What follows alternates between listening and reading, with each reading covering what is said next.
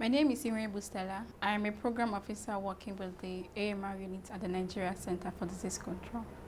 My colleague, Mr. Ekechi Henry, took you through the basics of monitoring and evaluation. In this slide, we're going to talk about what exactly we monitor when we're implementing an antimicrobial stewardship program. When an AMS team wants to monitor the program that they're implementing in the hospital, specifically the antimicrobial stewardship program, they have to first of all outline what exactly they intend to measure, how they will collect the data, the processes that will determine the analysis and interpretation of the data, and most importantly, how they will communicate the feedback of this data analysis to the stakeholders who will make policies and also implement actions. It is very important and crucial to identify your indicators when you want to monitor or evaluate an antimicrobial stewardship program. So you might want to ask, what exactly is an indicator? An indicator is a specific characteristic that is observable and measurable. It is used to show the progress of your program, the progress of the project that you are implementing. An indicator has to be specific, measurable, realistic, relevant, and time-bound. How can an indicator be specific?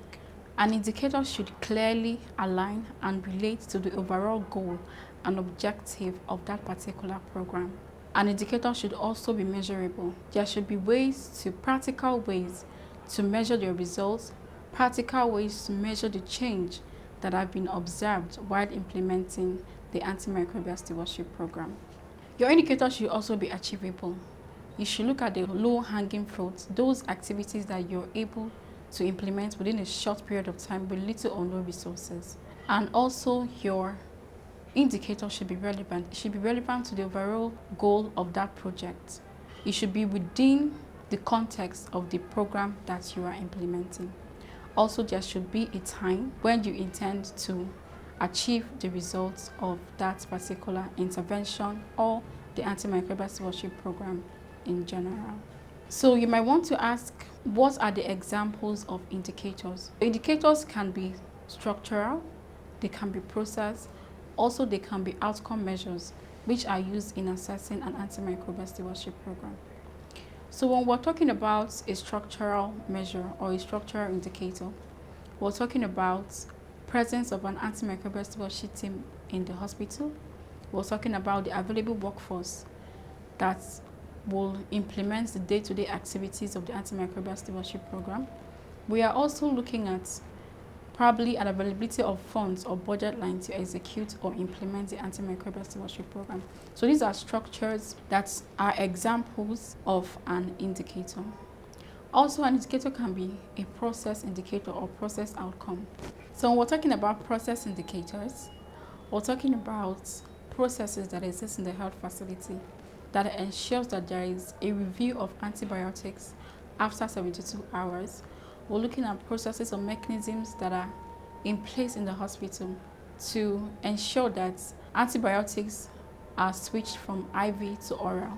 We're also looking at guidelines or policies in the hospital that determines the prescription or the administration of a broad spectrum antibiotics over a narrow spectrum antibiotics depending on the indication of the patient.